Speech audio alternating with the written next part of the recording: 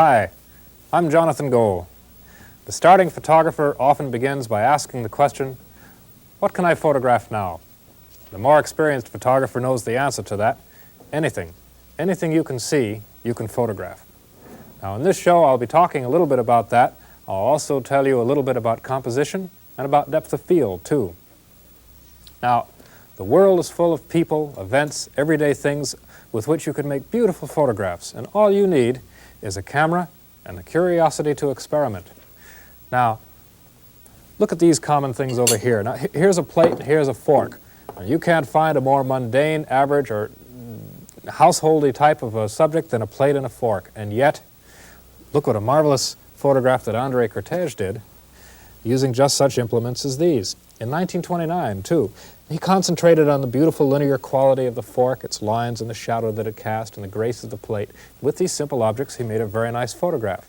Now, if you have a camera that has adjustments for aperture and shutter so you can take pictures in less than great light, you can roam around your house and find countless photographs. For example, did you ever think of taking a picture of your unmade bed in the morning? Look what Imogene Cunningham did with hers.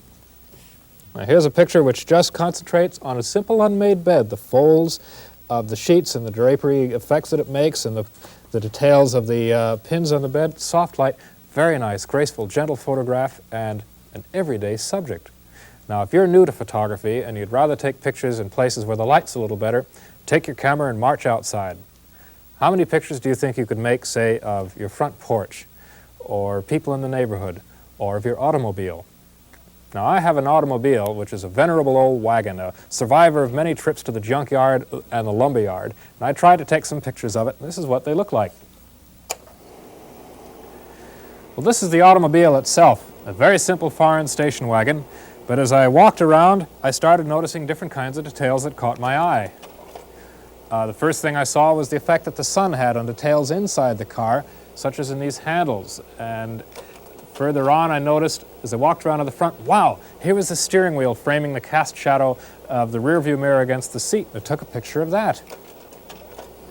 As I walked around further, I noticed that a car that was behind mine was reflected in the window of the car and took on this particular rather strange appearance. There's a whole world of things to be found in the reflections of other things.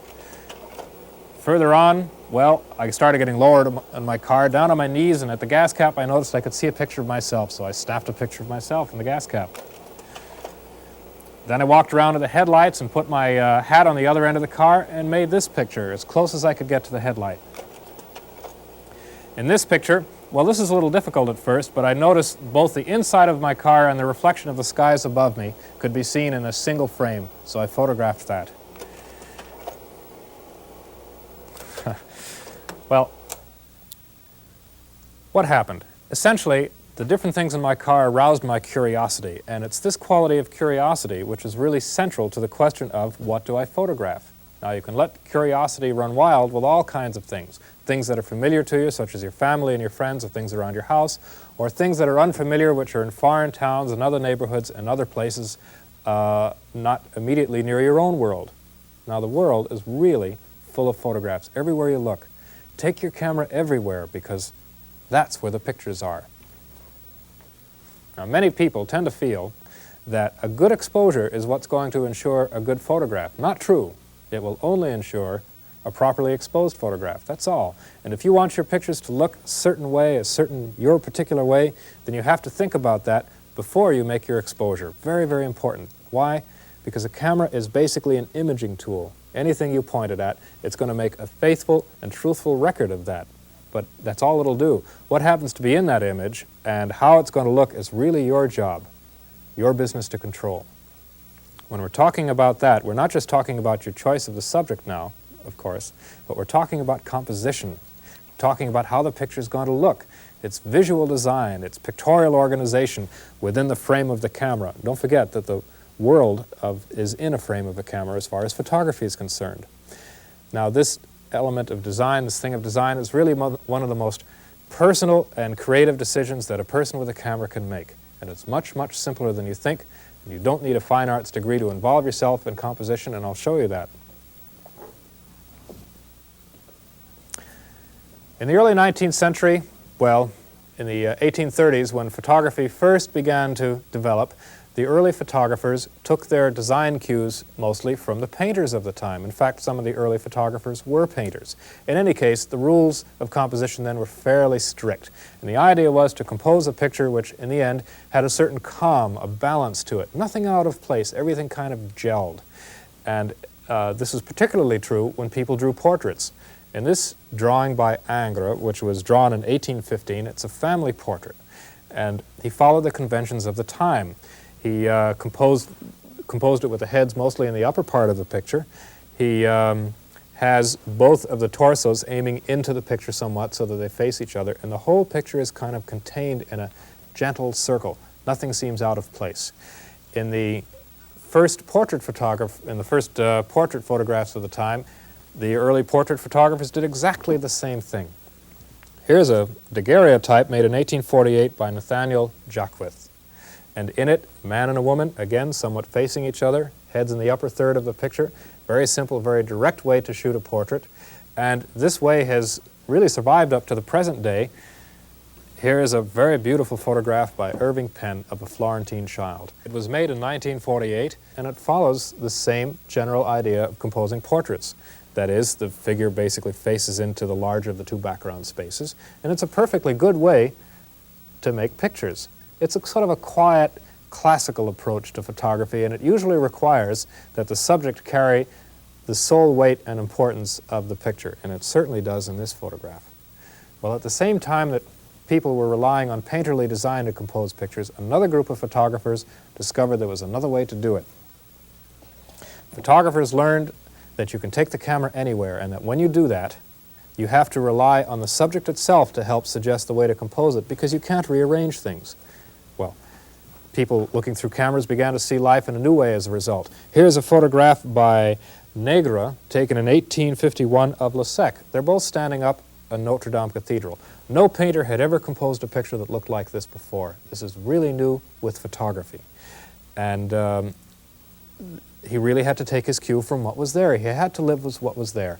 Here's another photograph, which is a portrayal, really, not quite a portrait, of the dancer Martha Graham, and it was made by Arnold Newman, who was a life photographer. He made it in 1961. Now, it's not just a portrait of Graham, it involves her whole studio space, or part of it, and it involves the highly symbolic dance bar, which tells you that this woman is a dancer. So this is an entirely new way of doing it, and it is not based on the usual strict rules of composition. Now, people who do work like this, they understand the old rules, but they also know when to break them. They know when to follow their instincts, and decisions like this are really guided by the eye and the brain, and one's curiosity about the subject, one's common sense, and above all, a feeling that this is really the right way to compose this picture and no other way will do. Now, many of the decisions about how to compose a photograph are extremely simple, and it begins with the question, what do I want in the frame and what do I want out of it? And this question, really comes down to a decision, and the line of decision really between in and out is the edge of the frame, which is going to be the edge of the photograph.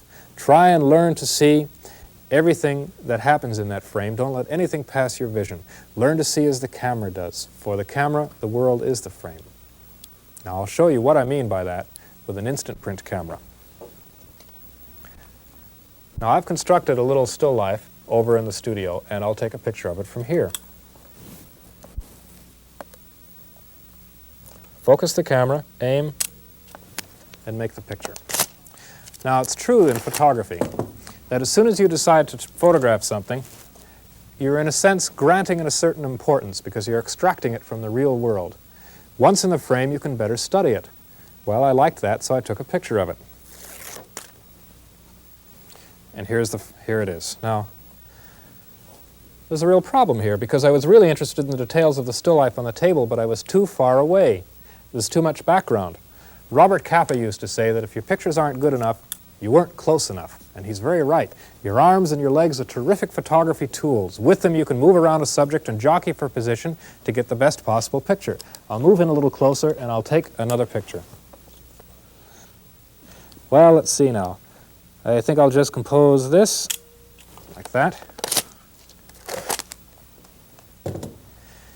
In this case, I decided to just sort of come into here and include part of the chair and part of the table. And that way I diminish the background space, and I also diminish its importance, and these elements now become a more important part of the photograph for me. Let's see what it looks like. Second photograph. Well, as you can see, I'm now closer. The real center of interest is beginning to appear in these very bright still life items, and the chair is still important, and it's a part of the picture, but I don't have all the extraneous background. That's not the only thing I can do with this picture, or with the still life scene. If I wanted to, I could get countless pictures, but I'll take one more. Well, let's see. Come in a little bit like this. Focus as close as I can get, and cock the shutter and take my last picture.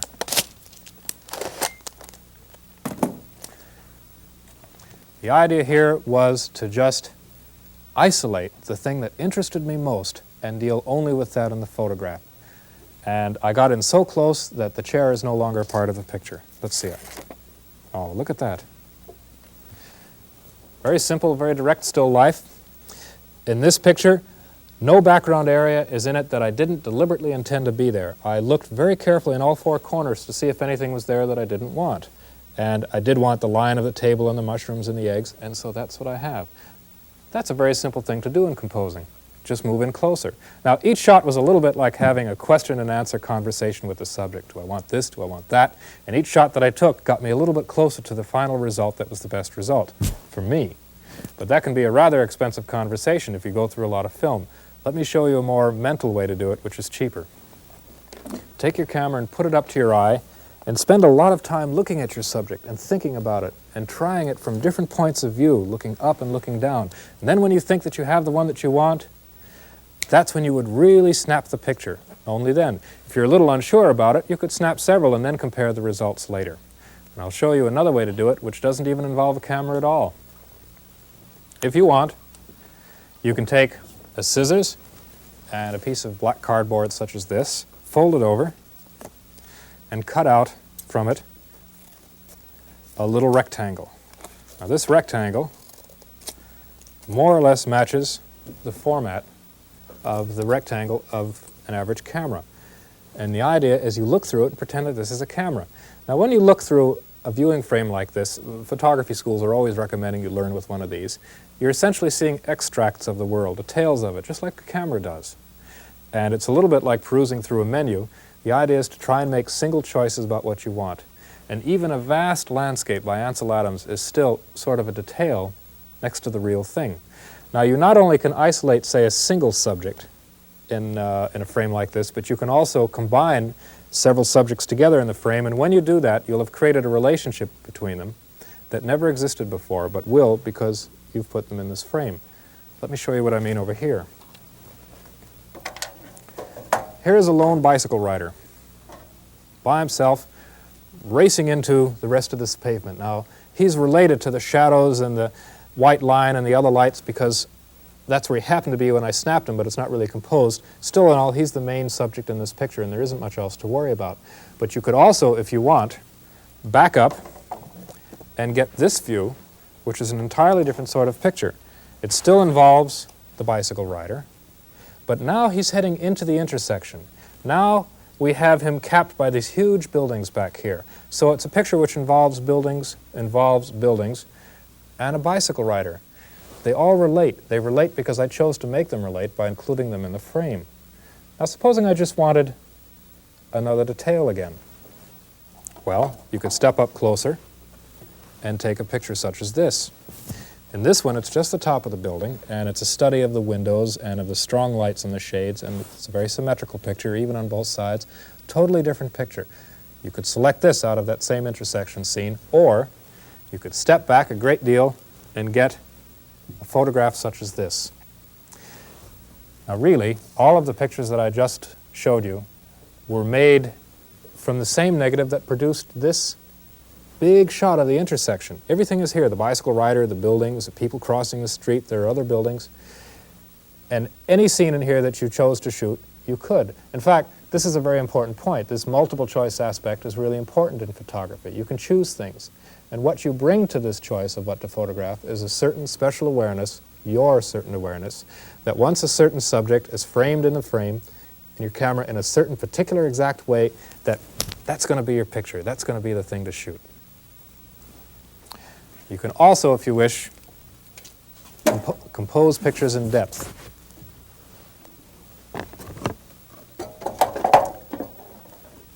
Here's a photograph of a breakfast scene.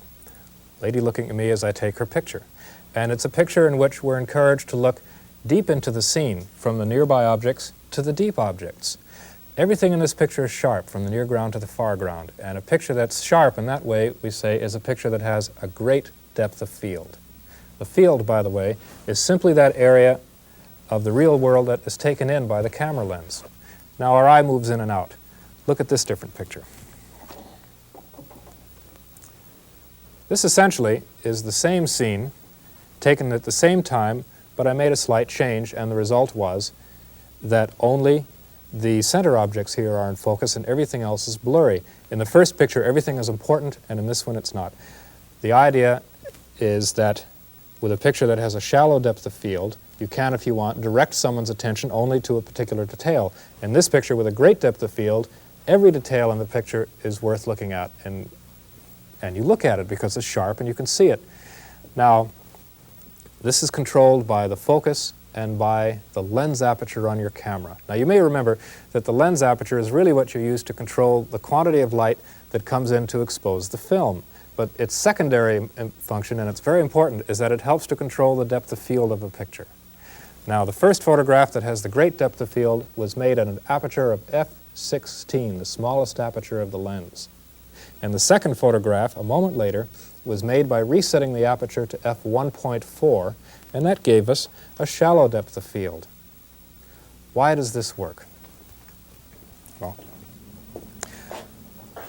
from any given point on a subject, light reflects. Light's the subject of all photographs. Now, light is reflecting off a subject in very diffuse ways, but from any single point on a subject, light comes off it and goes into the lens in generally parallel lines.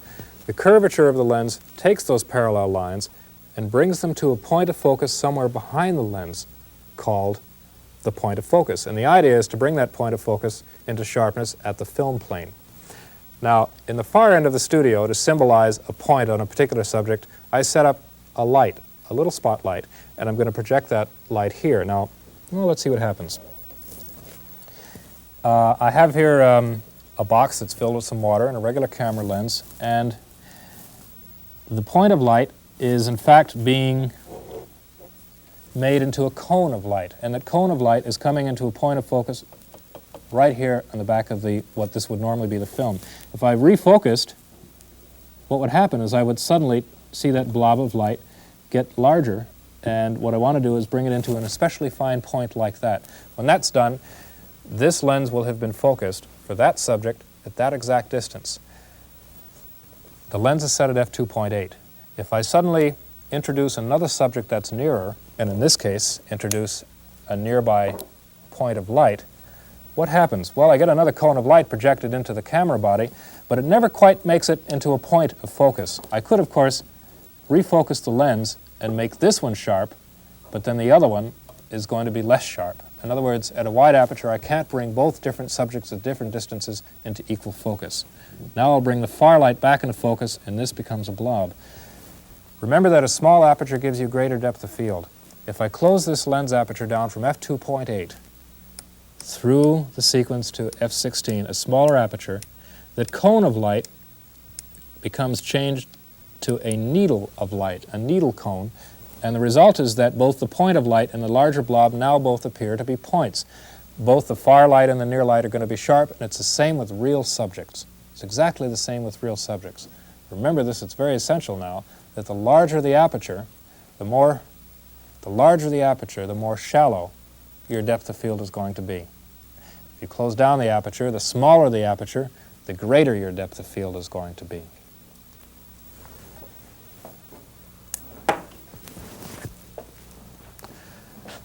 Now, of course, you can control the depth of field on any camera with the aperture.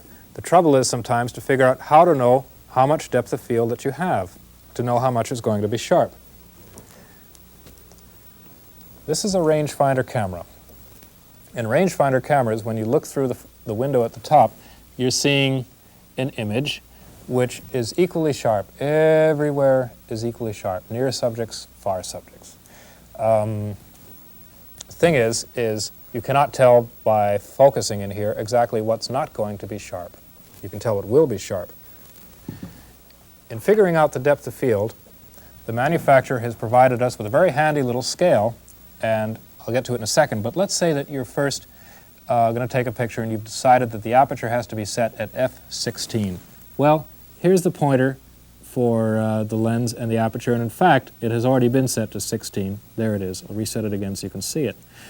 Now, you bring the camera to your eye and you're focusing on a subject, and in so doing, you move the focus collar, and when you stop and you look at the foot setting on the focus collar, you'll find, if you look at this pointer right here, that your subject happens to be 10 feet away. Now, how do you find out from this what your depth of field is going to be with the lens set at f/16? Very simple. Note that right underneath the distance scale are two pairs of numbers, f2.8 to 16 and f2.8 to 16. That stands for the aperture range on this particular lens. If you look at the 16 on this side, where the footage scale is over it, if you look at it on this side, we'll see the footage scale is over it, you'll see that 16 falls at 6.5 feet.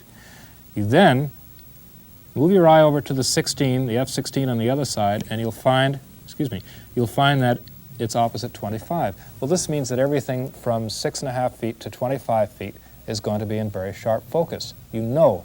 Now what happens if you want to use a wider aperture? You can still predict what your depth of field is going to be. I'm going to open up this lens to its widest aperture of f2.8. Here, by the way, is the dot. There's the f2.8.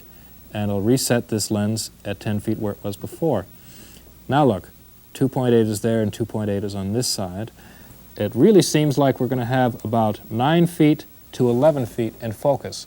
Nothing more than that. That's what we would call a shallow depth of field. You'd have to be very careful that the subject of main interest was in that area or it would not be sharp. Now, this is how it's done with most rangefinder cameras. Single lens reflex cameras are an entirely different story.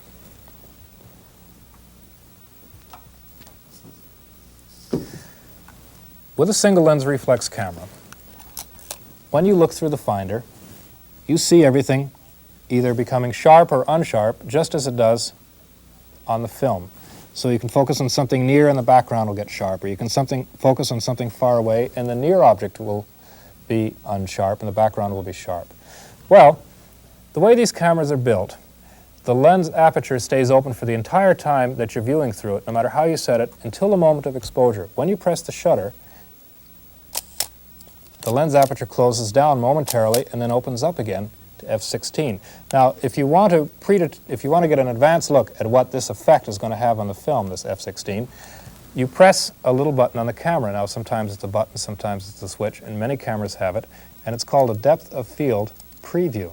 It closes down the lens aperture, in this case to f/16, and as I look through it, I can suddenly see things that formerly looked unsharp become clear. Depth of field preview. This is a very useful and very handy little gadget to have, and of course it makes figuring out what's going to be sharp and unsharp very easy. Now let me give you a very handy tip for what's called speed shooting. If you've ever been on the street and things are happening very fast and you don't have time to focus on every object as it moves a little bit here and a little bit there, try this very simple expedient. Set the lens aperture on your camera to, say, f11 or f/16. Then, without looking through the finder, set the focus collar for a distance of about 10 or 12 feet here. What does this allow you to do? Well, if any objects are within the general range of, say, 6.5 feet to 25 feet, which is now going to be sharp, you can just shoot them at random, like this, and in some cases, you don't even have to look through the camera. All you have to do is point it in the general direction, and you know that it's going to be pretty sharp. In fact, that's how most news photographers, working in very fast conditions, very rapid conditions, make sure that their pictures are always sharp. Here at the gallery, I have a photograph that I've always liked, and it's by André Cortège. And it shows just a pair of glasses and a pipe and a bowl on a table. Again, this is a little like the fork photograph in that these are simple household items, and by arranging them in a way that was pleasing to him, he produced a very nice, simple photograph of it. And you could, if you were doing this yourself, you could introduce a spoon or something else or anything. But in fact, this goes to prove that anything can make a photograph. In this photograph here, the top one is by Walker Evans. Walker Evans was a great photographer who did a lot of work during the Depression. In this case, it's a photograph of a house in Maine taken in the 1960s. This picture not only is interesting for the details in it, which are sharp in the foreground, this room with the pattern, but the foreground, the distance, is also interesting, and it's sharp because he used small aperture to achieve a great depth of field. We see a chair here that's sharp, we see a chair back there that's sharp, and even the reflection in the mirror is sharp. Photograph down below is by Arnold Newman, a man in a bookstore. And it's a picture, again, which is more like a portrayal than a portrait. It's not just a little frame of the man, but it's a man in his environment. All the books are sharp, they're all clear, and you have to get the impression from this picture that this man has something to do with books. It's a deliberate device, and it's a compositional device. Well, here's a photograph by André Cortège, and it's about music. This is not a photograph of musicians really so much as about things musical. How do I get that impression? Well, he caught the bows in a sort of a rhythm like this, and rhythm is essential to music, and he suggested that in this picture. It's very nicely, very simply done, very neatly composed. You don't see the faces, so it's not a picture of musicians, but about music and creating music. Here's a photograph of weeds and snow taken in the late 1940s by Harry Callahan. Callahan was able to make very simple everyday things, natural occurrences such as this, take on a very clean and sometimes austere, delicate beauty. And here, these are just weeds coming through the snow, and a beautiful photograph was made. Well, you can take pictures of anything. Take your camera with you everywhere, because that's where the pictures are. Shoot a lot, have fun, and I'll see you the next time.